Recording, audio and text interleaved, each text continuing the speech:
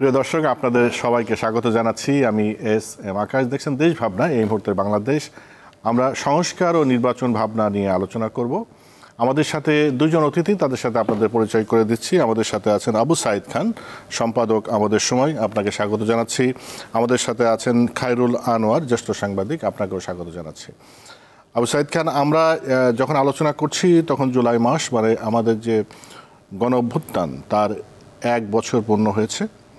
আমরা তো একটু ফিরে দেখা দরকার যে জুলাইতে আমরা যে প্রত্যাশা নিয়ে গণ অভ্যুত্থান হয়েছে তার কতটা পূরণ হলো এবং কোন দিকে আমরা যাচ্ছি। তো শুরুতে যেটা জানতে চাই, আপনার কাছে কি মনে হয় যে অভ্যুত্থানের এই 1 বছর পরে এসে যখন ফিরে তাকান, তখন আমাদের কোথায় কি অর্জন, কতটা অর্জন হলো বলে আপনি মনে করেন? তার আগে আমাদের বিবেচনা করা দরকার আমরা কি চেয়েছি। আমাদের সবার চাওয়া কিন্তু এক ছিল না। যেমন ধরুন, আন্দোলনের যারা অগ্রসেনা, তারা কোটা বিরোধী আন্দোলনে ছিল। তাদের বক্তব্য ছিল যে কোটার ক্ষেত্রে যে বৈষম্য আছে এটা দূর করা হোক, তারা এটা চেয়েছে।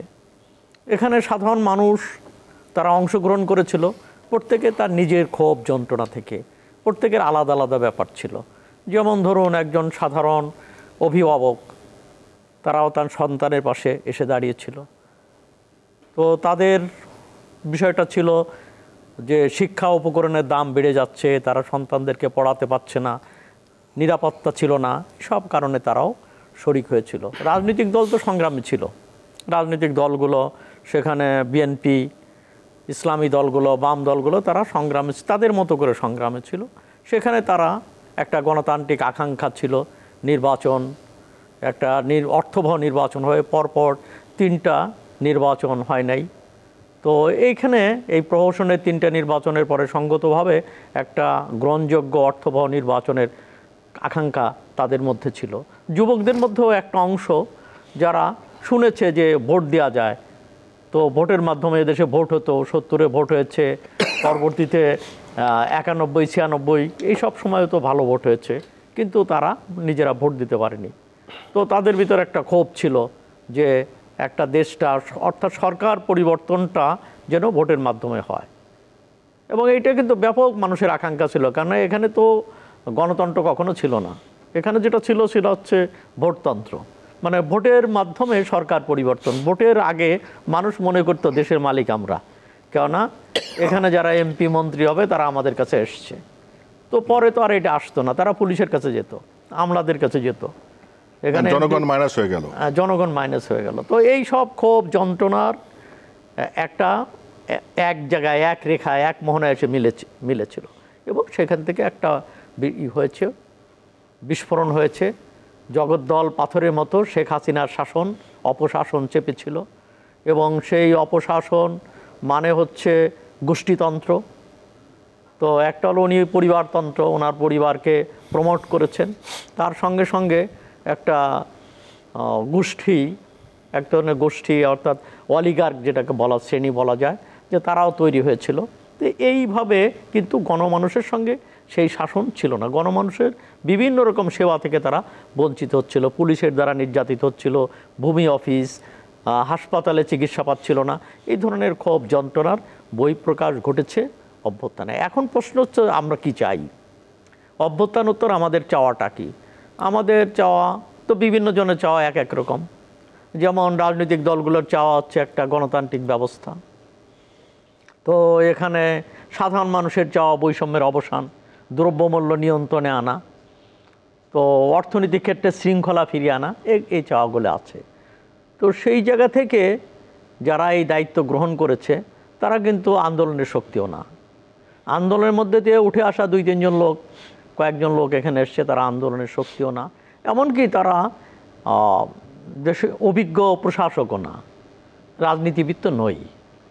তো এই লোকগুলোর পক্ষে এটা করাটা কতটা সম্ভব সেইটা রয়ে গেছে। তারপর হচ্ছে সংস্কারটাকে তারা সামনে এনেছে, এবং সংস্কার আনতে গেলে সেখানে মৌলিক কী কী সংস্কার একটা তারা সেটাকে চিহ্নিত করতে পারত, তা না করে তারা এত বড় ক্যানভাসে সংস্কারের দাবিটা নিয়ে এসছে, সেই ক্ষেত্রেও তারা কিন্তু সাফল্যের পরিচয় দিতে পারছে না। তো এখন হচ্ছে যে 1 বছর পর আমরা বড় কিছু ঘটে যাবে এমনটা আশা করি না, তবে 1 বছর পরে মানুষের যে আকাঙ্ক্ষা যে স্বপ্ন ছিল সেই স্বপ্নের পথে আমরা কতটুকু অগ্রসর হব, এটা হচ্ছে সবচেয়ে বড় বিবেচ্য বিষয়। এখন যেটা হয়ে দাঁড়িয়েছে, সব কিছু ছাপিয়ে এখন সামনে এসছে একটা নির্বাচন, যে একটা নির্বাচনের মধ্য দিয়ে একটা গণতান্ত্রিক সরকার, গণতান্ত্রিক যাত্রা হতে পারে কিনা। তো সেই ক্ষেত্রে যেমন বিদেশিরা বিনিয়োগ করছে না, তারা বলছে যে এই সরকারের পর ভরসা পাচ্ছে না। তো এখানে দেশীয় বিনিয়োগও কিন্তু হচ্ছে না। তো এখানে এই সমস্ত কিছু মিলে মানুষ তার ভাবনার জায়গায় একটা সরকারের, রাজনৈতিক সরকারের জন্য অপেক্ষা করছে। তো আমার কাছে, আমি এক লাইনে বলি, তো এখানে অ্যাচিভমেন্ট হচ্ছে যে গণতন্ত্রের পথে হাঁটি হাঁটি পা পা করে জাতি এগিয়ে যাচ্ছে। অন্তত এইটা যে আমরা গণতন্ত্রের পথের দিকে এগোচ্ছি, এইটা আপনি মনে করছেন, তো সেটাও তো কম অ্যাচিভমেন্ট না যদি আমরা সত্যিকারভাবে করতে পারি। খায়রুল আনোয়ার, আপনি কি মনে করেন যে এই যে এক একজনের এক এক আকাঙ্ক্ষা, সব আকাঙ্ক্ষা মিলেতে একটা জায়গায় আসছিল যে একটা ফ্যাসিস্ট সরকারের পতন হোক, শেখ হাসিনার পতন হয়েছে, এইটাই তো একমাত্র লক্ষ্য ছিল না? মানুষের বিভিন্ন আকাঙ্ক্ষা, গণতান্ত্রিক আকাঙ্ক্ষা, ভোটের আকাঙ্ক্ষা, চাকরির আকাঙ্ক্ষা, কর্মসংস্থান আকাঙ্ক্ষা, ভোট দেওয়ার আকাঙ্ক্ষা, সেগুলো ছিল। কিন্তু একটা বাস্তবতা হলো শেখ হাসিনা এখন নাই। কিন্তু তার পরবর্তী বাংলাদেশে এক বছরে যে প্রত্যাশার, আপনার দৃষ্টিতে আমরা কি কতদূর এগোতে পারলাম?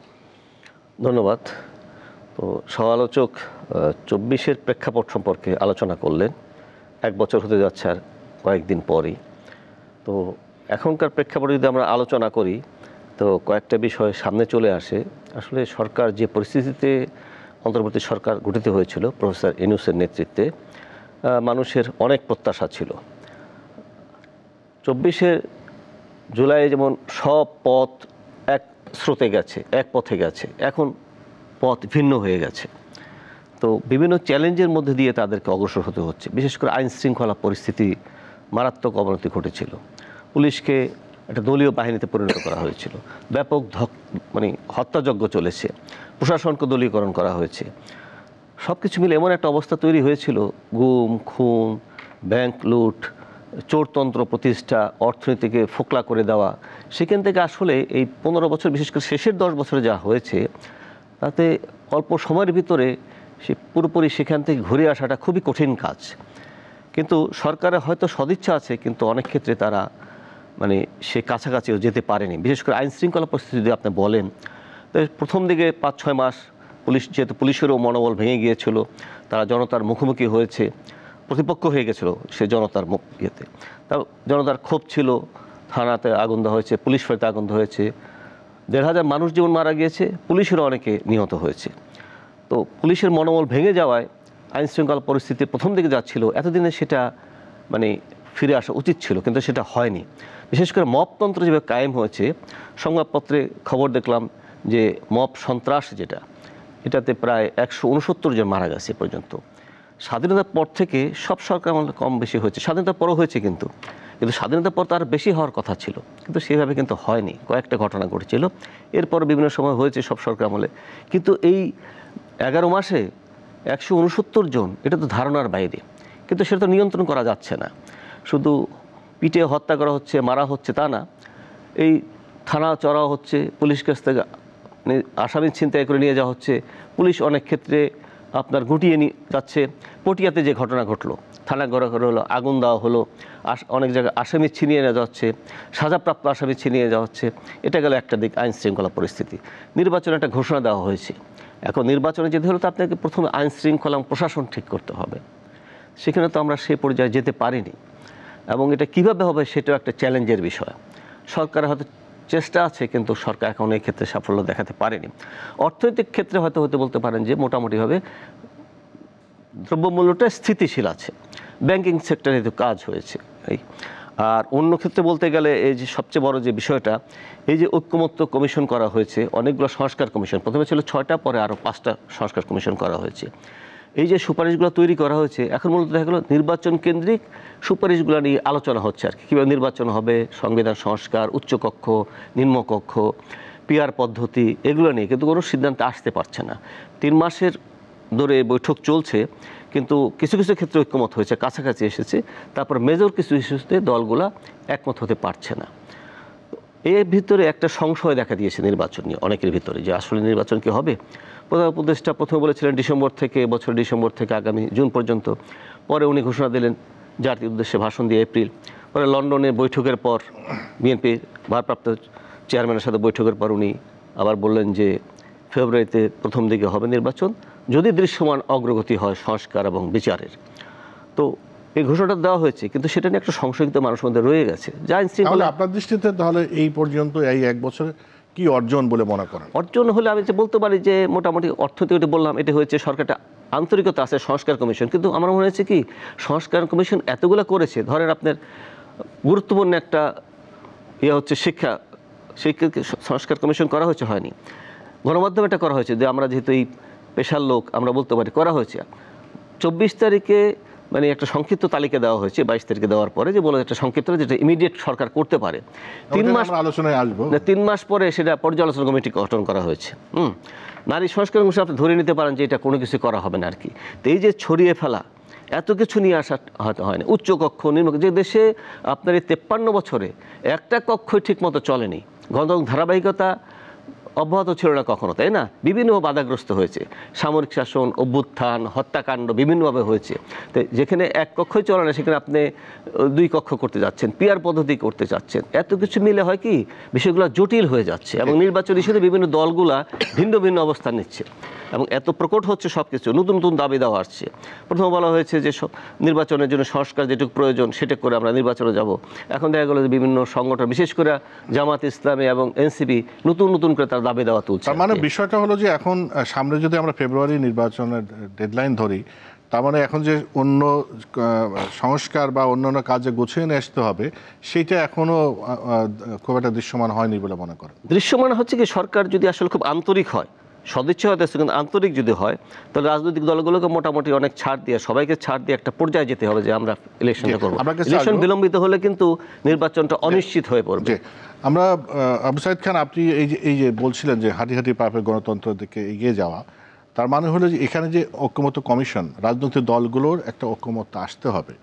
এটা নির্বাচন একটা পূর্ব শর্ত হলো যে এখানে আসতে হবে, কারণ এখানে আকাঙ্ক্ষার একটা বড় অংশ এর মধ্যে প্রতিফলিত হওয়ার কথা। কিন্তু দিন দিন যেটা দেখেন, যেসব প্রসঙ্গ আসছে, আপনার কি মনে হয় যে এই ঐক্যমত্য খুব সহজে প্রতিষ্ঠিত হবে? না, আমি হাঁটি হাঁটি পা এর করে এগোচ্ছে, এর মানে এই না যে হোঁচট খাবে না, হোঁচট তো খেতেই পারে। কেন শিশু যখন হাঁটতে যায় তখন তো হোঁচট খেতেই পারে। তো এখন প্রশ্নটা হচ্ছে যে এখানে হোঁচট খেলে সেই হোঁচটের যে প্রতিঘাত আমরা সেই পর্যায়ে নেওয়ার মতো পর্যায়ে আছে কিনা, সেখানে আমি আলোচনা এসেছি। এখানে মুঘল সাহেব যেটা বলেছেন যে কতগুলো জায়গাতে উন্নতি ঘটছেই, ব্যাংকিং সেক্টরে ব্যাংকের তো আস্থায় হারিয়ে ফেলছিল, সেটা এসছে। অর্থনীতি বাজারটা স্থিতিশীলতা আছে, কিছু কিছু জায়গা তো আছে। হ্যাঁ, অ্যাডমিনিস্ট্রেশনটা এখন মতো ঠিক মতো চলছে না, এবং পুলিশটাকে দাঁড় করাতে পারছে না, যেটা সঙ্গত কারণেই প্রত্যাশিত ছিল যে এই সময়ের মধ্যে এটা সম্ভব। সেই সব ক্ষেত্রে ব্যর্থতা আছে। তো সবচেয়ে বড় বিষয়টা হচ্ছে যে সরকার কতগুলো ব্যাপারে তারা তাদের অবস্থানটা স্পষ্ট করতে পারছে না। যেমন নির্বাচনের প্রশ্নে তো এইটা নিয়ে একবার প্রথম তো ডিসেম্বর পর্যন্ত ঘোষণা দিয়েছিলেন, ইউনূস সাহেবও বলেছিলেন। তারপরে বললেন ডিসেম্বর থেকে জুন, তারপরে গেলেন এপ্রিলে, তারপরে আবার লন্ডন বৈঠকের মধ্য দিয়ে বলা হলো ফেব্রুয়ারিতে, তাও শর্ত সাপেক্ষে বলা হয়েছে। তো এই জায়গাটাকে আমার মনে হয় একটা স্পষ্ট করা দরকার। এইটা না করা জনমনে একটা সংশয় সন্দেহ দেখা দিচ্ছে। আর একটা বিষয় হচ্ছে যে এখানে যে এই আন্দোলনকারীদের মধ্যে কিংবা সরকারের ভিতরও রয়েছে, তারা এই সরকারকে দীর্ঘায়িত করতে চায়, এই ধরনের একটা ব্যাপার রয়েছে, যেটা তাদের কথাবার্তা তো ফুটে উঠেছে। কখনো কখনো কোনো কোনো উপদেষ্টা বলছে যে জনগণ তো আমাদের বেশি দিন রাখতে চায়, 5 বছর রাখতে চায়। সেটা অনেক আগের কথা, এখন সরকার এই পজিশনে নাই। সরকার এই পজিশনে না থাকলেও এখন বক্তৃতা বিবৃতিতে এখন কিন্তু সরকারের ওইটা তখন হয়েছিল না, সরকার কিন্তু এরকম কোনো বক্তব্য আমি দেখিনি। এগ্রিড এখন প্রকাশ্যে নেই, কিন্তু ভিতরে আচরণে মনে হয় যে সরকারের এই যে দীর্ঘায়িত করার যেটা রয়ে গেছে, তাদের সঙ্গে কোনো কোনো উপদেষ্টাদের যোগাযোগ আছে বলে প্রতীয়মান হয়। এটা প্রমাণ করার বিষয় না, এটা প্রতীয়মান হয়। কিংবা এখানে আন্দোলনকারী 2 জন ছাত্রনেতা রয়েছে, যাদের সাথে এনসিপির একটা সখ্যতা রয়েছে, কিংবা আছে, কিন্তু ওইটা সাম্প্রতিকভাবে যে সংস্কারের জন্য যে ঐক্যমত্য কমিশন করা হয়েছে, তারা যে চেষ্টা চালিয়ে যাচ্ছে, এই জায়গাটাই তো হচ্ছে সবচেয়ে বড় বটল। এই জায়গাটাই হচ্ছে আপনার পদ্ধতিগত ভুল, যে তারা দুনিয়ার সব জায়গা সংস্কার করবে। তাদেরকে এখানে গণতন্ত্রের যাত্রাপথে যে যে সংস্কারগুলো করার দরকার ছিল, এবং বাকি ক্ষেত্রে তারা প্রস্তাব দিতে পারত, কেননা সংস্কার তারা কিছু কিছু পদক্ষেপ তারা গ্রহণ করতে পারতো, যেমন ধরেন নির্বাচন কমিশন, কিংবা শিক্ষাক্ষেত্রে কোনো সংস্কার তারা শুরু করতে পারতো, যেখানে রাজনৈতিক দলের কোনো আপত্তি ছিল না।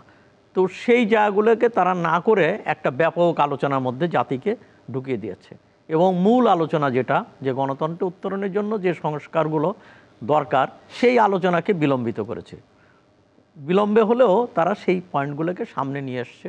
সেখানে আমরা দেখছি যে 2-3টা বিষয়তে একমত হয়েছে। 70 অনুচ্ছেদের ব্যাপারে তারা একমত হয়েছে। এখানে সংসদীয় কমিটিগুলোতে বিরোধী দলকে রাখার ব্যাপারে একমত হয়েছে। নারী প্রতিনিধিত্বের ব্যাপারেও একমত হয়েছে। তো কতগুলো ব্যাপারে তারা একমত হয়েছে, কিন্তু মেজর জায়গাগুলো তারা একমত হতে পারেনি। তো সেই জায়গাটা, যেমন ধরুন যে এর মধ্যে জামাত এবং এনসিপি কিছু বক্তব্য নিয়ে এসছে নির্বাচনের পদ্ধতি নিয়ে। আমরা ঐক্যমত্য কমিশনের আলোচনা যদি দেখি, এই জায়গায় কিন্তু এসে উচ্চকক্ষ, নিম্নকক্ষ, আনুপাতিক হার নির্বাচন, এই জায়গাটায় আলোচনা কিন্তু বেশ কি বলবো, পক্ষ বিপক্ষ এই জায়গায় ঘুরপাক খাচ্ছে। আপনি বলছিলেন যে একটা কক্ষই যেখানে কার্যকর হলো না, সেখানে আবার উচ্চকক্ষ। কিন্তু ইন্টারেস্টিং বিষয় হচ্ছে, বড় বড় রাজনৈতিক দলগুলো সবাই কিন্তু উচ্চকক্ষের বিষয়ে একমত হয়েছে। হয়তো নির্বাচন পদ্ধতি নিয়ে তাদের দ্বিমত আছে, কিন্তু একমত তো হয়েছে। আপনি কিভাবে ব্যাখ্যা করবেন? না, একমত হয়েছে, এটা ঠিক, এবং হলে ভালো হয়। এক ধরনের মানে জবাব দিতে হয়তো তৈরি হবে। তারা বলা হচ্ছে যে উচ্চকক্ষ থাকলে হয়তো ক্ষমতার ভারসাম্য হবে, এবং ফ্যাসিবাদ অথবা কর্তৃত্ববাদী শাসন ফিরে আসতে পারবে না, একটা জবাব দিতে তৈরি হবে। এটা ঠিক আছে, কিন্তু আমার যেখানে বক্তব্য হচ্ছে কি, যে আপনি ধরুন 300 আসনে যদি ধরি, একটা কক্ষ যদি ধরি, আপনার গত 15 বছরে, আর এই সময় বিভিন্ন সময় হয়েছে সামরিক শাসন আমলে, যে ধারাবাহিকভাবে আমাদের গণতান্ত্রিক চর্চা না হওয়াতে আমরা সংসদ সদস্য বলতে যেটা বুঝি, যে ল মেকার, আইন প্রণেতা, ভালো পার্লামেন্টেরিয়ান হবে, সেটা তো আমাদের হয়নি, তাই না? এখন ধরেন আপনি যে যদি 300 আসনে আপনি ধরেন যে অনেক দল প্রার্থী দিতে পারবে না, বড় দল ছাড়া। বিএনপি হয়তো একই আসনে তো 5 জন 6 জন 8 জন হবে। জামাত অলরেডি 290-এর উপর তারা প্রার্থী চূড়ান্ত করেছে। এনসিপি আমরা এখন ঠিক বুঝতে পারছি না তারা আদৌ কী করবে। অন্যান্য দলের কথা ঠিক না, আলোচনা অতটা আয়োজন। তো যেখানে 300 আসনে আমার মনে হয় যোগ্য প্রার্থী খুঁজে পাওয়া কঠিন হবে বলে মনে করি, যে ঠিক সংসদের জন্য যেরকম দরকার, অতীতে আমরা দেখেছি বিভিন্ন সময় ভালো ভালো পার্লামেন্টারিয়ান যারা ছিলেন, সেটা সবার এখানে নাম বলার দরকার নেই, অনেকে খুব ভালো ভালো পার্লামেন্টে ছিল, সেটা কিন্তু গত কয়েক বছর আমরা দেখিনি। আর 15 বছর তো যেটা অনেকে বলে থাকেন যে অর্থনীতি লুটপাট হয়েছে, ব্যাংকিং সেক্টর লুটপাট হয়েছে, আমি মনে করি যে রাজনীতিকে লুটপাট করা হয়েছে, রাজনীতিকে লুট করা হয়েছে, রাজনীতিকে ধ্বংস করে দেওয়া হয়েছে। সেখানে এই উচ্চকক্ষ নিম্নকক্ষ, এই যে জটিল একটা অবস্থা আবর্ত তৈরি করা হচ্ছে, আমি এটা বিপক্ষে না, হলে ভালো, কিন্তু তাহলে তারা কিছু ছাড় দিয়ে এইটা নিয়ে এই যে প্রায় 3 মাস ধরে আলোচনা চলছে, হ্যাঁ, এরাই আবার বলে যে সরকার চাইলে 3 মাসের মধ্যে নির্বাচন করা সম্ভব। শাহাবুদ্দিন সরকার করেছেন, লতিফুর রহমান সরকার করেছেন, হাবিবুর রহমান সরকার করেছেন। তো এরা যদি পারে, তো এদের পক্ষে 3 মাসে, এখন যদি তারা আলোচনা করতে 3 মাস সময় নিয়ে নেন, তো নির্বাচন কবে হবে? আর সাহেব ভাই যেটা বললো, ওনার সাথে আমি একমত, যে এটা সত্যি কথা বলতে কি, এখনও কিন্তু ডিপ স্টেট, সরকারের ভিতর সরকার কিন্তু এখনও সক্রিয় আছে, সরকার ভেতর আছে, বাইরে হচ্ছে, তা খুব সক্রিয়।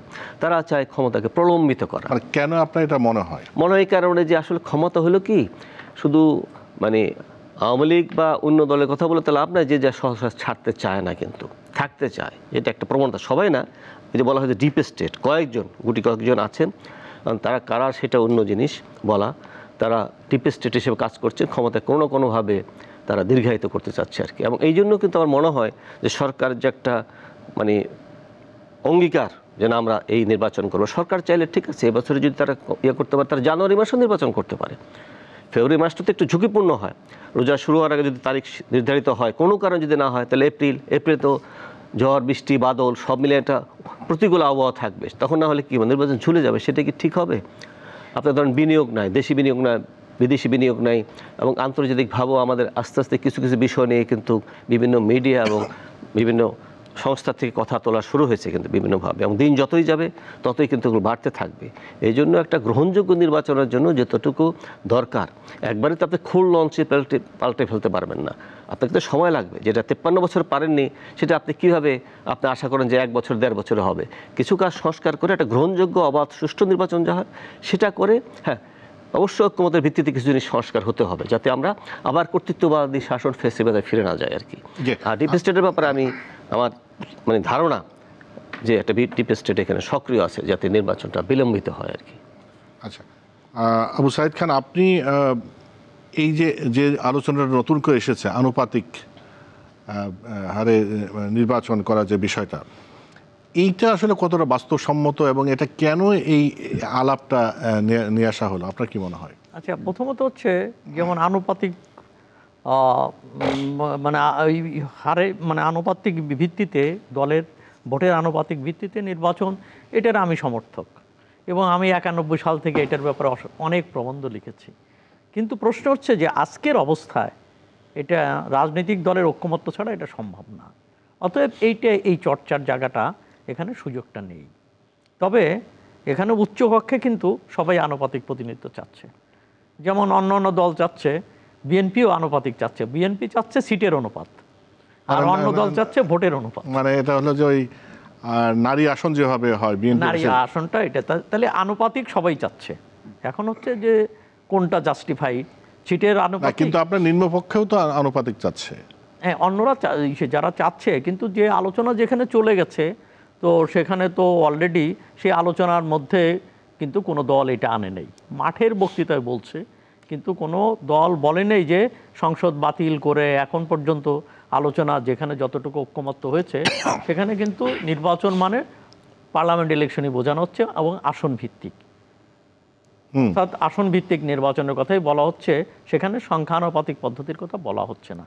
তো এখন উচ্চকক্ষে, এবং আমি দেখলাম যে এনসিপির পক্ষ থেকে বলা হয়েছে যে আমরা উচ্চকক্ষে সংখ্যানুপাতিক চাই, আমরা সব জায়গায় যাচ্ছি না। আমি কারো একটা সাক্ষাৎকারে দেখলাম, তো আমার কাছে সেটা মনে হয়।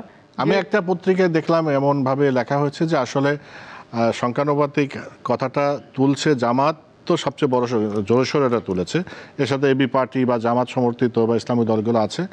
মূলত তারা আসলে উচ্চকক্ষে সংখ্যানুপাতিক চায়, এইটা নিম্নকক্ষে চাপ দিচ্ছে যাতে বিএনপি অন্তত ওইটাই রাজি হয়। এটা একটা কৌশলগত ব্যাপার হতে পারে।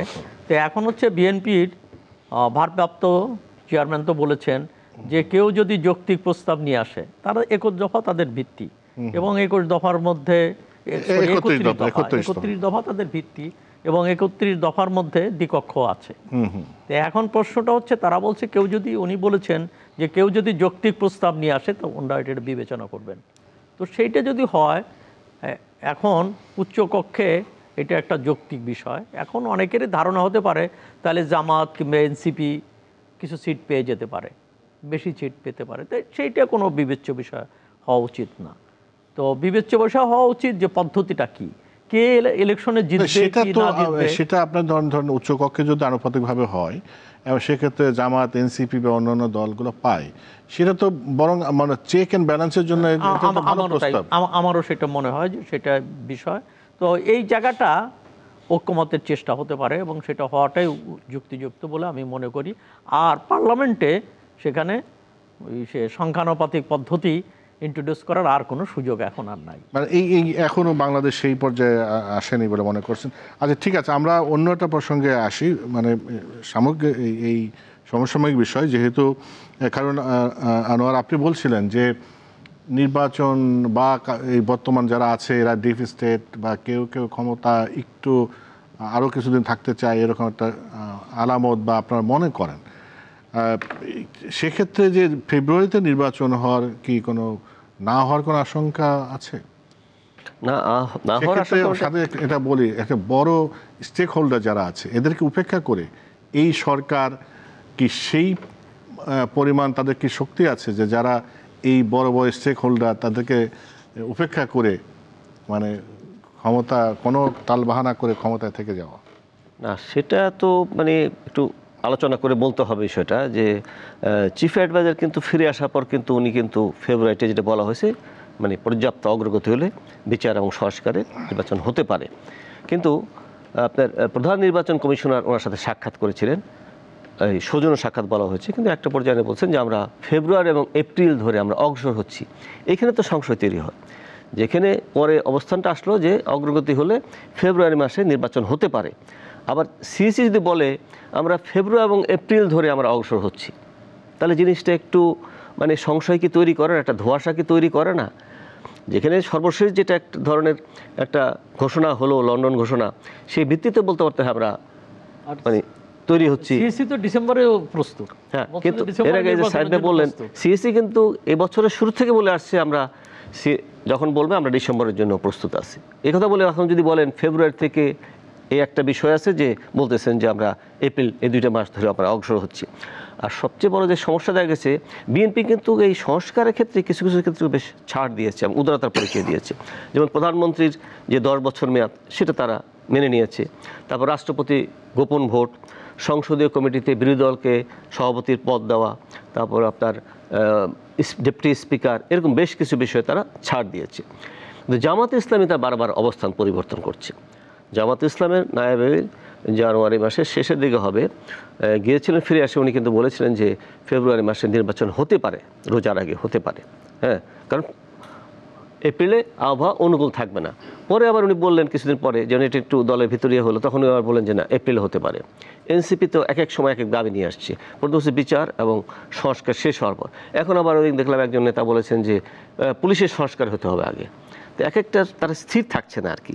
তো এই যে বিভিন্ন দল, এগুলা কি তারা নিজের থেকে বলছে নাকি ডিপ স্টেটের কেউ কেউ তাদেরকে বলাচ্ছে? হ্যাঁ, এবং জামাত হয়তো দেখছে যে এইভাবে থাকলে আমাদের সব সুবিধা হবে, মাঠ পর্যায়ে আমরা দলটাকে আরও গুছিয়ে নিতে পারবো। তারপর এনসিপি তারাও মনে করছে আমরাও যথেষ্ট সময় পাবো, দলটাকে আরেকটু গোছাতে পারবো। যেমন এই জুলাইকে কেন্দ্র করে কিন্তু তারা বেশ ব্যাপকভাবে ঢাকার বাইরে বিভিন্ন জায়গায় যাচ্ছে। এই দিবসকে স্মরণ করেই, জুলাইকে স্মরণ করে কিন্তু এক ধরনের গণসংযোগ করছে এবং তারা নির্বাচনের কথা বলছে, শর্ত দিচ্ছে তারা যে এই হলে নির্বাচন হতে পারে। কিন্তু তারা অনেক আগে থাকতেই কিন্তু বেশ কয়েকজন নেতা তাদের এলাকায় নির্বাচনী জনসংযোগ কিন্তু তারা জোরে সোরে শুরু করেছে। তো এই সব কিছু মিলে মনে হয় যে ডিপ স্টেটের একটা ভূমিকা আছে। রাজনৈতিক দলগুলো বিশেষ করে বিএনপি ছাড়া বাকিরা বিভিন্ন সময় অবস্থার পরিবর্তন করছে আর কি। এই জন্য আর সিএসির সর্বশেষ কথাটা আমার কাছে মনে হয়েছে যে মানে যেখানে প্রধান উপদেষ্টা বললেন ফেব্রুয়ারিকে ধরে আমরা অগ্রসর হব, সেখানে এসে আবার হঠাৎ করে সিএসি বলে দিলেন যে আমরা এই 2 ফেব্রুয়ারি এবং এপ্রিলকে ধরে। এটা তো সন্দেহের উদ্রেক করে। আবু সাইদ খান, আপনি কি মনে করেন ফেব্রুয়ারিতে নির্বাচন না হওয়ার কোনো আশঙ্কা দেখেন আপনি? ওখানে সিসির কথা একটা সংশয় তৈরি হচ্ছে। প্রথমত হচ্ছে যখন প্রধান উপদেষ্টা এবং সিএসির মধ্যে এই সময় নির্বাচনের তারিখ নিয়ে যখন জল্পনা কল্পনা চলছে, আলাপ আলোচনা হচ্ছে, তখন দেখা হলো, কিন্তু তারা কোনো স্টেটমেন্ট করলো না, কেউ বললেন না যে আসলে কি আলাপ হচ্ছে। তা আসলে ব্যাপারটা হচ্ছে এরকম গুরুত্বপূর্ণ 2 ব্যক্তি যখন সাক্ষাৎ হবে, তো সেইটা তো পাবলিক হওয়া উচিত, এটা তো কোনো গোপন বৈঠকের ব্যাপার না। আর একটা হচ্ছে যে নির্বাচনের তারিখ নিয়ে যখন সংশয়, মানে বিভিন্ন রকম সংশয় কিংবা প্রস্তাবনা রয়েছে, তো সেখানে নির্বাচনটা কবে হবে, এটা কি ফেব্রুয়ারিতে হবে না এপ্রিলে হবে, তো এই ব্যাপারটা তো স্পষ্ট হওয়া দরকার। উনি 2টা তারিখের কথা বলার মধ্য দিয়ে এক ধরনের কিন্তু সংশয় তৈরি হয়। কিন্তু বাস্তবতা হচ্ছে, দেশের যে বাস্তবতা হচ্ছে, সেখানে বড় দলগুলো চাচ্ছে, অন্য দলগুলো চাচ্ছে। এখানে ইসলামী দল এবং এনসিপি তারা এই ব্যাপারে দোদুল্যমান অবস্থা আছে, কিংবা তাদের অন্য লক্ষ্য থাকতে পারে। তো সেই জায়গা থেকে আমার মনে হয় নির্বাচন না দিয়ে দেশের যে সামগ্রিক অবস্থার উন্নয়ন করা সম্ভব না। তো যেমন অর্থনৈতিক ক্ষেত্রে কিংবা অন্য ক্ষেত্রে প্রশাসনকে ঠিক করা, সব কিছু, কেন রাজনীতিটা তো হচ্ছে সরকার পরিচালনাটা একটা রাজনৈতিক কর্মকাণ্ড। এখানে অন্য পণ্ডিত ব্যক্তিরা কিংবা এনজিও এক্সপার্টরা এটা করতে পারে না, দীর্ঘদিন এটা চালাতে পারে না, প্রশাসন কর্মকর্তারাও পারে না। এটা রাজনীতিক কর্মকাণ্ড, রাজনীতিবিদদেরই এটা দেশ পরিচালনা করতে হবে। অতএব দ্রুত নির্বাচন হওয়ার মধ্য দিয়ে দেশের একটা অবস্থার একটা পরিবর্তন ঘটতে পারে এবং সেই দিকেই অগ্রসর হওয়া উচিত। তবে আমি যেটা মনে করি, হ্যাঁ, নির্বাচন নিয়ে কিছু কথাবার্তা হতে পারে, কিংবা আমি একটু অন্য ভাষাও বলি, তালবাহানা হতে পারে, কিন্তু নির্বাচন দেওয়া ছাড়া অন্য কোনো গত্যন্তর সরকারের সামনে নাই। আমি এই প্রসঙ্গে একটু বলতে চাই আর কি, সেটা হচ্ছে যে আপনার যদি আমরা 14 সাল থেকে ধরি, 14 সাল থেকে 2024 পর্যন্ত 3টা নির্বাচন, 15 বছর ভোটারহীন নির্বাচন, কলঙ্কিত নির্বাচন, একতরফা নির্বাচন, রাতের ভোট হয়ে গেছে। তো নির্বাচন ছাড়া চলেছে, আবার এই একটা বছর যাচ্ছে। তো নির্বাচনটিকে আরও বিলম্বিত করা কতটা যৌক্তিক সেটা দেশের নিয়ে তো জন্য কোনো গণতন্ত্রের কথা নাই, স্বার্থে কিন্তু কতটা ওই যে- যৌক্তিক হবে? ওই যে ফ্যাসিস্ট সরকার যাতে না আসে, সেই যে একটা কাঠামোর যে একটু বিন্যাসের পরিবর্তন করা, যে সংস্কার, প্রয়োজনীয় সংস্কার, সেইটা তো দরকার নির্বাচনের আগে। যে প্রসঙ্গে আমি একটু বলতে চাই সেটা হচ্ছে যে একটা মানে বহুল আলোচিত একটা উক্তি আছে, দিল্লি হনুজ দুরাস্ত, দিল্লি এখন অনেক দূর। তো সংস্কারের যেই বাক্স খোলা হয়েছে, যেভাবে প্রতিদিন একটার পর একটা আসছে, সর্বশেষ দেখলাম রাষ্ট্রপতির ক্ষমার বিষয়, হ্যাঁ এটা গুরুত্বপূর্ণ বিষয়, যে অনেক মানে মৃত্যুদণ্ডপ্রাপ্ত সন্ত্রাসীরা মুক্তি পায়। তো এইটাকেও সংস্কারের ভিতর নিয়ে আসা হয়েছে। কিছু জিনিস আছে যে আপনার যেগুলো হয়তো অধ্যাদেশ পরে করা যাবে, পরবর্তী সংসদ করতে পারবে, সেই জিনিসগুলোও কিন্তু আলোচনা নিয়ে আসা হয়েছে, যেগুলো হয়তো কোনো প্রয়োজন নাই। আবার পুলিশের থেকেও কিন্তু যেটা শুনেছি যে কিছু কথাবার্তা হচ্ছে, একটা বড় সংস্কার তাদের দরকার। কমিশন রিপোর্টও দিয়েছে। কোনো আলোচনা আছে পুলিশ সংস্কার নিয়ে? জনপ্রশাসনের বিষয়ে কি কোনো আলোচনা আছে? প্রশাসন তো নির্বাচনের একটা পার্ট, তাই না? এবং এই সরকারের ভিতরে যে বৈপরীত্য একটা উদাহরণ হচ্ছে জনপ্রশাসন সংস্কার, মহিত চৌধুরীর নেতৃত্বে যে সুপারিশ দিয়েছে, সেখানে বলা হয়েছিল যে সিনিয়র সচিব, এটা শেখ হাসিনার সরকার সচিবদেরকে তুষ্ট করার জন্য সিনিয়র সচিব পদটা তৈরি করেছিল, এটা আর থাকবে না, সুপারিশ করেছে। কিন্তু দেখা গেল এই সুপারিশ করার পরে তো নীতিগত কারণে এটার কারো অন্য দেওয়া ঠিক হয়নি, কিন্তু দেখা গেল না কিছু লোকরা আবার সিনিয়র সচিব করা হয়েছে। তো সরকারের ভিতর তো একটা দোদুল্যমানতা আছে, সরকার তো ঠিক কোনো একটা অবস্থানে থেকে কোনো কিছু অগ্রসর হতে পারছে না আর কি। আমার কাছে যেটা মনে হচ্ছে এই ধরনের ঘটনা অনেকগুলা ঘটেছে। যে আমি আবু সাইদ খান, আমরা দুজনেই সিনিয়র সাংবাদিক, আপনার কাছে আমরা যদি মিডিয়া সংস্কার নিয়ে একটু আলোচনা না করি, যেটা অনেক সংস্কার নিয়ে আলোচনা হচ্ছে, আমার তো মনে হয় যে এই মিডিয়া সংস্কারের যে রিপোর্টটা দিয়েছে, এটার কোনো আলোচনাই নাই, এবং আপনার একটা কোনো কিছু এখন পর্যন্ত উদ্যোগ নেওয়া হয় না মিডিয়া সংস্কার। অনেক কিছু সুপারিশ ছিল যেটা এখনই বাস্তবায়ন করা যায়। মিডিয়া সংস্কারের দুটো পার্ট। একটা পার্ট হচ্ছে মিডিয়া তার নিজের প্রয়োজনে সংস্কার হতে হবে, এইটা সরকার ইচ্ছে করলে করতে পারবে না, এটা মিডিয়ার একটা বিষয়। আর একটা হলো সরকারের সঙ্গে মিডিয়ার যে সম্পৃক্ত বিষয়গুলো আছে, আইন কানুনের বিষয় আছে, সেই জায়গাগুলোকে ভয়েস বোর্ডের বিষয় আছে, ইত্যাদি বিষয়গুলো আছে, সেইটি করতে পারে সরকারের সঙ্গে আলোচনা। তো এখন প্রশ্ন হচ্ছে যে মিডিয়া যেভাবে চলছে, আমরা আমাদের কিন্তু পরিবর্তন চাইছি না। যেমন মিডিয়া হাউসগুলো তার কোনো পরিবর্তন চাইছে না। এখানে সাংবাদিকদের যে নেতৃত্ব, সেই নেতৃত্ব এখন আর নাই, কেন সাংবাদিকরা এখন নেতৃত্বহীন।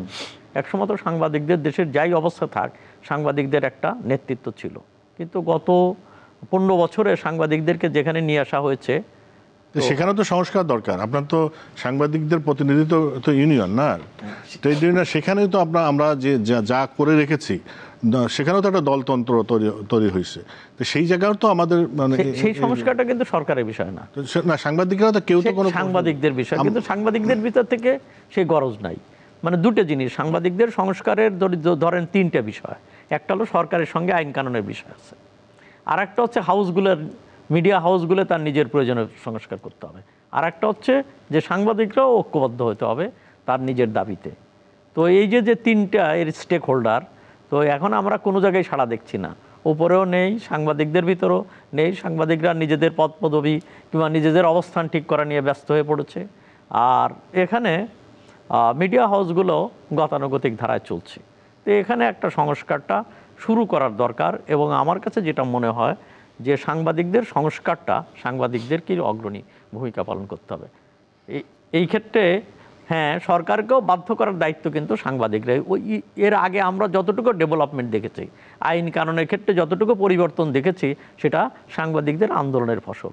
কিন্তু যখন আন্দোলন নাই, সাংবাদিকদের ভিতরে ঐক্য নেই, তখন এই সমস্ত দাবি দেওয়া আদায় করা খুব কঠিন ব্যাপার। যে খায়রুল আনোয়ার, আপনি কীভাবে দেখেন, বিশেষ করে আপনার সাংবাদিকতা একটা হলো যে যেসব সাংবাদিকতা হাউস আছে বা যেসব যারা ইনভেস্টর, এখন সাংবাদিকদের বেতন বা সুরক্ষা ইত্যাদি নিয়ে কথা হয়, কিন্তু প্রথম কথা হলো যিনি ইনভেস্ট করেছেন ওই হাউসটা তো লাভজনক হতে হবে। লাভজনক হওয়ার জন্যে অনেকগুলো জায়গা আছে, সেই সব জায়গায় আসলে সংস্কার দরকার। সব মিলিয়ে তো মানে এটা তো পারস্পরিক স্বার্থ সংশ্লিষ্ট বিষয় আছে, সরকারের বিষয় আছে, মালিক পক্ষের বিষয় আছে, সাংবাদিকদের বিষয় আছে, সবগুলোই কিন্তু এই কমিশন রিপোর্টের মধ্যে আছে। কিন্তু সেইগুলো বাস্তবায়নের জন্যে তো যেটা বলছিলেন, কোনো পক্ষেরই তো কোনো সাড়া দেখা যাচ্ছে না। এটাও একটা হতাশার জায়গা। গতকাল এই বিষয়টি নিয়ে একটা মানে রাউন্ড টেবিল ছিল, ব্রডকাস্ট জার্নালিস্ট সেন্টার করেছিল। আপনি মানে শুনলে খুব মজার ব্যাপার, এটা যে সংস্কার কমিশন করা হয়েছিল তারা 22শে মার্চ প্রধান উপদেষ্টার কাছে তাদের প্রতিবেদন জমা দেয়। তখন উনি ওই সংস্কার কমিশনের প্রধানকে বলেছিলেন যে একটা তালিকা করে দেন যাতে আমরা সহসা দ্রুত বাস্তবায়ন করতে পারি, মানে ইমিডিয়েট ইফেক্ট দিয়ে আমরা করতে পারি। তো উনি কিন্তু 23 তারিখে মানে দীর্ঘ মিটিং করে ওনার সহকর্মীদেরকে নিয়ে উনি 24 তারিখে তালিকা জমা দিয়েছেন। 24শে মার্চ সরকার 19শে জুন এই কমিটি, তাও পুরাটা না, আপনার রেডিও, টেলিভিশন, বাসস এদেরটা কীভাবে বাস্তবায়ন করা যায় সেটা পর্যালোচনার জন্য একটা কমিটি করেছে কয়েকজন উপদেষ্টাকে নিয়ে। 3 মাস পরে যদি আপনি একটা পর্যালোচনা কমিটি করেন, এটাই তো বোঝাচ্ছে সংস্কারের নমুনা, যে কীভাবে সংস্কার হবে। আপনি যেগুলো আপনি অধ্যাদেশের মাধ্যমে হয়তো করতে পারেন, বা এটা তো আপনার 15 দিনের মাধ্যমে একটা কমিটি করা সম্ভব ছিল, 1 মাসের মধ্যে সম্ভব ছিল, 3 মাস পর আপনি কমিটি। এখন এই কমিটি কবে সুপারিশ প্রণয়ন করবে? আরেকটা বিষয় হচ্ছে যে একটা পার্ট আছে সরকারের দিক থেকে, বাংলাদেশ টেলিভিশন, রেডিও এবং আপনার বাসস, এটা সরকার এখানে যেটা শুনেছি যে বাজেট সেটাকে করতে চায়, কিছু মানে জনবল হয়তো কমাবে, তাদেরকে কোথাও আত্মীকরণ করা হবে, তাদেরকে গোল্ডেন হ্যান্ডশেক দেওয়া হবে, এবং পলিসি কী হবে, একটা সম্প্রচার কমিশন করে 3টাকে একটা আওতায় নিয়ে আসা। আর প্রাইভেট সেক্টরে যেগুলো আছে সেটার ব্যাপারে তো সরকারের সরাসরি কিছু করার নেই। কিন্তু একটা বিষয় হচ্ছে কি, যে এই কথাটা কিন্তু গণমাধ্যম সংস্কার কমিশনের রিপোর্টও আছে সম্ভবত, যে যদি তাদের ইনকাম না হয়, আয় না হয়, তারা কোথা থেকে দিবে। এটা বলা হয়েছে তারা বন্ধ করে দেন, আপনি এটা চালানোর দরকার নেই। আপনাকে মিডিয়া লাইসেন্স নিতে হতে, চালাতে হলে আপনাকে সেইভাবে প্রস্তুতি নিয়ে নামতে হবে। সেটা না করতে পারলে আপনি কেন মিডিয়ার ব্যবসায় যাবেন আপনি? 1। 2 নম্বরে দেখা গেল হচ্ছে আপনার বেতন কাঠামো, এটা কোনো স্ট্রাকচার, সংবাদপত্রে একটা ওয়েজ বোর্ড আছে কিন্তু এখানে কিন্তু কোনো স্ট্রাকচার নাই আর কি। এখন বিশ্ববিদ্যালয়তে পাশ করে একজন ছাত্র আসে, যখন ঢুকে তাকে 15,000 থেকে 18,000 টাকা দিয়ে নেওয়া হয়। এখানে সুপারিশ করা হয়েছে কমপক্ষে 30,000 টাকা তার বেতন হতে হবে। এখন বলতে পারেন সেটাকে সক্ষমতা আছে, সক্ষমতাকে আপনি বলা হয়েছে বন্ধ করে দেন। যে ভুইফোর যে পত্রিকাগুলো আছে, বিভিন্ন পত্রিকা, টেলিভিশনে যে একেবারে সব কিছু মিলে যে মানে আয় একেবারেই কম তা না, কিন্তু বেতন ভাতা মোটামুটি অনেক চ্যানেল তাদের অনুযায়ী দিতে পারে, কিন্তু এটা একটা ম্যানেজমেন্টের বিষয় আছে, আপনার টিআরপি বিষয় আছে, স্যাটেলাইট যারা টিআরপি নিয়ে তো তারা প্রস্তুত হচ্ছে, ক্রেডিবিলিটি নিয়ে তারা প্রস্তুত হচ্ছে। আপনার যারা কেবল অপারেটর আছে, এটা আমরা তো টেলিভিশনগুলো তো ফ্রি টু এয়ার করছে, কারণ কেবল অপারেটররা তো ধরেন ইন্ডিয়ান চ্যানেলগুলোকে টাকা দিচ্ছে, বাংলাদেশের চ্যানেলগুলোকে কিন্তু টাকা দিচ্ছে না, এবং এখানে টিআরপি এখন একটা সরকারি প্রতিষ্ঠানের মাধ্যমে করা হয়, এখানে একটা অস্বচ্ছতার অভিযোগ আছে। তো এই সব জায়গায় ঠিক করলে তো অনেক কিছু আমি এই প্রসঙ্গে বলতে চাই, সেটা হচ্ছে যে সরকার থেকে ঠিক আছে, এটা প্রাইভেট সেক্টর তো প্রাইভেট সেক্টর, কিন্তু সরকারের পক্ষ থেকে ঠিক আছে এটা বাস্তবায়নের জন্য একটা আন্তরিকতা নিয়ে অ্যাডকোর সাথে কি বৈঠক করেছে, যে আসেন আমরা আপনারা কতটুকু করতে পারবেন দেখি, সেটাই তো কথা করা হয়েছে, সেটা করা হয়নি। নবাবের সাথে কি সরকার পক্ষে বসেছে যে আপনারা কতটুকু করতে পারবেন, সরকারের কোনো সহযোগিতা প্রয়োজন আছে, সেটা তো করা হয়নি। একটা রিপোর্ট প্রতিবেদন প্রকাশ করেছে, সরকার ক্ষেত্রে চুপ। আর যে পর্যালোচনা কমিটি করা হয়েছে, মজার ব্যাপার হলো সেখানে কিন্তু তথ্য উপদেষ্টা নাই, তথ্য মন্ত্রণালয়ের বিষয়, কিন্তু তথ্য উপদেষ্টাতে উনি কি নিজেই থাকেন নেই নাকি তাকে রাখা হয় সেটা অবশ্য জানি না। তো সরকার তো কোনো উদ্যোগ নেই, যে বললাম যে হতাশাজনক, সংস্কারের কথা বলা হচ্ছে হতাশাজনক, কোনো উদ্যোগ তো নেই যে ঠিক আছে অ্যাডকোর সাথে বৈঠক করি, নবাবের সাথে বৈঠক করি, সংগঠন যেগুলো আছে তাদের সাথে বৈঠক করি, কোথায় কতটুকু করা যায়, একবারে সব হবে না, কিছু তো শুরু করা যেতে পারে। তো সেই উদ্যোগটা তো আমরা দৃশ্যমান দেখছি না। একটা রিপোর্ট প্রকাশ করা হয়েছে, সেটা 3 মাস পরে শুধু একটা সেক্টরকে নিয়ে পর্যালোচনা কমিটি করা হয়েছে, বাকিটার কোনো খবর কিন্তু নেই। যে আমরা আবু সাইদ খান শেষ করবো প্রায়, আপনি যদি এই বিষয়ে কিছু যোগ করতে চান। একই সাথে এটার সাথে শেষ প্রশ্ন, যেটা আইন শৃঙ্খলা নিয়ে কথা বলছিলেন খায়রুল আনোয়ার, কিন্তু ওই যে মব সন্ত্রাস যেটা তৈরি হয়েছে, এটা কোনোভাবেই তো আসলে নিয়ন্ত্রণ করা যাচ্ছে না। এটা কিভাবে সরকার কেন নিয়ন্ত্রণ করতে পারছে না? আচ্ছা, প্রথমত হচ্ছে যে বন্ধ করে দেওয়া টেলিভিশন কিংবা পত্রিকা বন্ধ করে দেওয়া কোনো সমাধান না, বরং এখানে এইগুলোকে কি করে ভায়াবল করা যায়, কি করে এটাকে অর্থনৈতিকভাবে সচ্ছল করা যায়, সেই বিষয়গুলো রয়ে গেছে। যেমন ধরুন বিজ্ঞাপন, এখনও সরকারের বিজ্ঞাপন নীতি কোনো পরিবর্তন হয়নি, অর্থাৎ ওই দীর্ঘদিন আগের যে বিজ্ঞাপনের রেট ছিল সেটা এখনও রয়ে গেছে। তাও তো সেই আন্ডারগ্রাউন্ড পত্রিকা, তারপর হচ্ছে আন্ডারগ্রাউন্ড পত্রিকা, তো সেগুলো তো এই ক্ষেত্রে তো বন্ধ করার কোনো আপত্তি নেই। তারপরেও তো ধরেন আপনি আন্ডারগ্রাউন্ড পত্রিকা, কিন্তু টেলিভিশনে তো, তাহলে টেলিভিশনের কি হবে? না, আমি সেটা আসছে, সেখানে তো আছে সরকার, যে এতগুলো সরকার যে অনেক কিছু বলে যে এইটা চালাও সেটা চালাও, এটার জন্য তো একটা কমার্শিয়াল প্রতিষ্ঠান কেন ফ্রি অফ কস্ট সেগুলো চালাবে? না, সেই জায়গাগুলোকে অ্যাড্রেস করতে হবে। এই অ্যাড্রেসগুলো যদি সরকার না করে, বরং প্রতিষ্ঠানগুলো কিভাবে সুচারুরূপে চলতে পারে সেই ক্ষেত্রে সরকারের কী দায়িত্ব রয়েছে, বিজ্ঞাপন নীতি থেকে আরম্ভ করে অন্য ক্ষেত্রে তার সাপোর্ট দেওয়ার বিষয়টা কিন্তু গুরুত্বপূর্ণ। সেই সাপোর্টটা সরকার দিতে পারে, টেলিভিশনকেও সাপোর্ট দিতে পারে, পত্রিকাগুলোকেও দিতে পারে। এখানে টেলিভিশনের যে সমস্ত ম্যাটেরিয়ালস রয়ে গেছে সেগুলোর ক্ষেত্রেও এক ধরনের শুল্কমুক্ত সুবিধা দিতে পারে। এগুলোর সুযোগ আছে, কিন্তু গভর্নমেন্ট সেখার ক্ষেত্রে কতটুকু ডিটারমাইন্ড সেটা হচ্ছে বিষয়। আর একটা হচ্ছে, এটার তো কোনো আইনগত ব্যাপার নাই, যেটা সাংবিধানিক প্রশ্ন। এটা সরকার উদ্যোগী হলে এটা করা সম্ভব। কিন্তু আমরা দেখতে পাচ্ছি যে সরকার একটা পরিকল্পনা গ্রহণ করেছে এবং যে রিপোর্টটা দিয়েছে, যে সংস্কার কমিটির যে রিপোর্ট দিয়েছে, চমৎকার রিপোর্ট। এই রিপোর্টের মূলত এই রিপোর্টের সাথে কারো দ্বিমতের সুযোগ নেই, কিন্তু এটা বাস্তবায়ন করাটা ক্ষেত্রে যে উদ্যোগটা দরকার সেই উদ্যোগটা সরকারের নেই। কিছুটা তো সরকার করতেই পারত, কিন্তু সেইটা সরকার করছে না। আর একটা হচ্ছে যে আমার কাছেও যেটা মনে হয়েছে যে সবচেয়ে বড় হুমকি এখন সেটা হচ্ছে মপতন্ত্র, জনজীবনের নিরাপত্তা, এমনকি সংবাদপত্র এর স্বাধীনতার ক্ষেত্রেও এটা একটা বাধা হয়ে দাঁড়িয়েছে। কেননা অনেক পত্রিকা কিংবা অনেক সাংবাদিক তারা সবসময় লেখার ক্ষেত্রে তাদেরকে ভাবতে হয় যে মপতন্ত্রের শিকার হবে কিনা। তো এইটা এক ধরনের হুমকি হয়ে আছে। এবং সবচেয়ে বড় বিষয়টা হচ্ছে এই মবক্রেসিকে সবাই এটাকে খারাপ কিছু দেখছে না। কেউ কেউ কিন্তু উল্টা ব্যাখ্যাও দিয়েছে। কেউ বলছে এটা হচ্ছে বিক্ষুব্ধ জনতা, এটাকে মব বলা ঠিক হবে না। তো এই ধরনের ব্যাখ্যাও কিন্তু আমরা শুনেছি। অতএব মবই এই মবতন্ত্রকে নিয়ন্ত্রণ করতে না পারলে গণতন্ত্রের যাত্রাপথ বিঘ্নিত হবে, বাধাগ্রস্ত হবে। অতএব এই ব্যাপারে আমার মনে হয় জাতীয় ঐকমত্যটা খুবই গুরুত্বপূর্ণ। এখানে সব দল, সবাইকে মনে করতে হবে যে মপতন্ত্র করে কেউ তার অধিকার আদায় করতে পারবে না, কেউ আগাতে পারবে না, বরং একটা অ্যানার্কির দিকে দেশ চলে যাবে, নৈরাজ্যের দিকে দেশ চলে যাবে। এখন একটা ভীতিকর একটা সামাজিক ভীতি কিন্তু তৈরি হয়েছে। তো এই ভীতি যদি এই ভীতিকর অবস্থা থেকে উত্তরণ না হলে গণতন্ত্রের পথে কিংবা শৃঙ্খলা, সামাজিক শৃঙ্খলা, অর্থনৈতিক শৃঙ্খলা কোনো কিছুই ফিরিয়ে আনা সম্ভব নয়। মব সন্ত্রাস নিয়ে যদি আপনি দু এক লাইন যোগ করতে চান শেষ করে। তার আগে শুধু একটা বিষয় বলবো মিডিয়া প্রসঙ্গে। আপনি কি জানেন যে ডেইলি স্টারের থেকে ট্রাইব্যুনাল বলে একটা পত্রিকার সার্কুলেশন বেশি? ডিএপির হিসেবে তাই আছে। সেটাই তো, মানে এখানে তো তুগলকি কাণ্ড। আর মপতন্ত্র বিষয়ে বলতে চাই সেটা হচ্ছে যে সরকার প্রথম কয়েক মাস হয়তো এক ধরনের ছিল যে মানুষের ক্ষোভ ছিল, যারা ক্ষতিগ্রস্ত হয়েছে, গুমের শিকার হয়েছে, নির্যাতন ভোগ করেছে। কিন্তু এরপরে এসে তো গত কয়েক মাস তো এটা হওয়ার কথা না। কিন্তু যে বিষয়টা হচ্ছে যে যারা মপতন্ত্রে জড়িত তাদের কাউকে কিন্তু পুলিশ গ্রেপ্তার করেছিল, কিন্তু দেখা গেলো তারা জামিন নিয়ে বেরিয়ে আসছে, তাদের ছেড়ে দেওয়া হচ্ছে।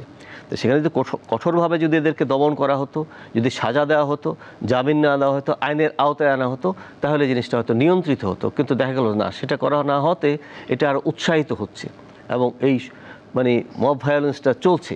এটা করতে হলে আপনাকে অবশ্যই এটাতে কঠোর আইনের প্রয়োগের দরকার আছে। এখন আপনি যদি 1 বছর পরে আসেও বলেন যে মানুষের বিক্ষোভের কারণে এটা হয়েছে, এটা যুক্তিযুক্ত না। কিন্তু মানে এখন কঠোর হওয়া ছাড়া কোনো উপায় নাই। আবু সাঈদ খান, অনেক ধন্যবাদ আমাদের সময় দেওয়ার জন্য। খায়রুল আনোয়ার, আপনাকে অনেক ধন্যবাদ আমাদের সাথে সময় দেওয়ার জন্য। প্রিয় দর্শক, আপনাদেরকে অনেক ধন্যবাদ, এতক্ষণ আমাদের সঙ্গে ছিলেন। দেখলেন দেশ ভাবনা, এই মুহূর্তের বাংলাদেশ। শুভরাত্রি।